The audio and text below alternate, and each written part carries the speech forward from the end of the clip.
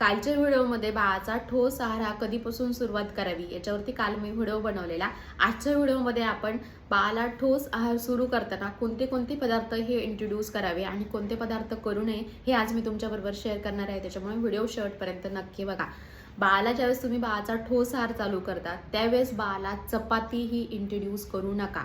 बाळाला चपाती देऊ नका.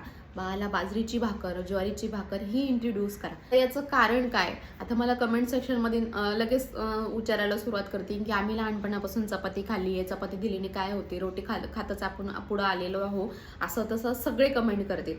पण याच्यावरती तुम्हाला मी एक उदाहरण सांगते. तुमची जर आजी असेल 75, 80 किंवा 60 वर्षाची, 65 वर्षाची जर तुमची आजी असेल, ती चपाती खाती का हो?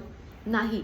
75, 80 वर्षाची आजी असेल तर तिला वेगळी सेपरेटच बाजरीची भाकरही करावं लागते. मी माझ्या आजीवरून सांगते, तिला सेपरेट बाजरीची भाकर थापावं लागते आणि ती बाजरीची भाकर खाते. जर ती चपाती खाल्ली तर तिच्या पोटात दुखतं.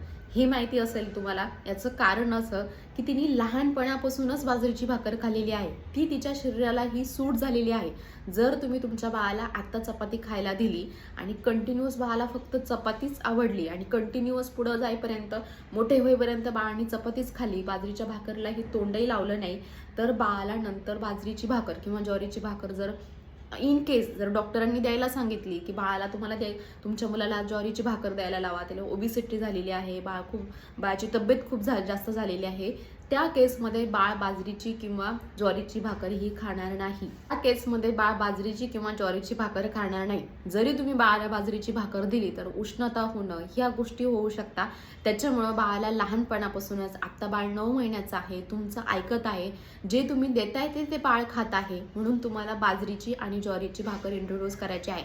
छान बाजरीची ज्वारीची भाकर घ्यायची, चुरायची, त्याच्यामध्ये पातळ भाजी. मी माझ्या बाळाचा एक्सपिरियन्स तुमच्याबरोबर एक शेअर करते. माझी मुलगी आहे, तिला मी चपाती, ज्वारीची, बाजरीची भाकर ह्या सगळ्या इंट्रोड्यूस केलेल्या आहे, सगळ्या भाजीबरोबर देत असते. परंतु तिला जर विचारलं तुला काय हवं, तर ती पहिल्यांदा विचारणार नाही, मला आज मामा चपातीच दे, चपातीच खायची. म्हणजे बाजरी ज्वारीच्या भाकरीपेक्षा तिला चपातीच खायची असते. मग नुसती चपाती, भाजी दिली नाही, नुसती चपाती सुद्धा खाणार. मग मी काय केलं की ज्वारीच्या बाजरीच्या भाकरीचं खाण्यामध्ये प्रमाण वाढवलं, चुरून दिलं, थोडंसं तिखट कमी असं चुरून दिलं होतं. त्या गोष्टी तिला आवडायला लागल्या आणि आता ती बाजरीच्या भाकरीची किंवा ज्वारीच्या भाकरीची सुद्धा डिमांड करते. माझं हे 11 महिन्याचं बाळ आहे, व्हिडिओमध्ये तुम्ही बघू शकता. त्यावेळेस मी तिला शेपूची आणि ज्वारीची भाकरी इंट्रोड्यूस केली आणि खूप छान पद्धतीने छान याने खाल्लेली. आपल्या बाळाला ज्यावेळेस ठोस आहार देणार आहे तर न्यूट्रिशियस पदार्थांची ओळख करून द्या, इंट्रोड्यूस करा की बाळ पुढे जाऊन त्या गोष्टी ह्या आनंदाने खातील. कसं वाटलं व्हिडिओ मला हे कमेंट सेक्शनमध्ये नक्की सांगा आणि सुजाता आहे पण ह्या यूट्यूब चॅनलला नक्की सबस्क्राईब करा आणि इन्स्टाला फॉलो करा.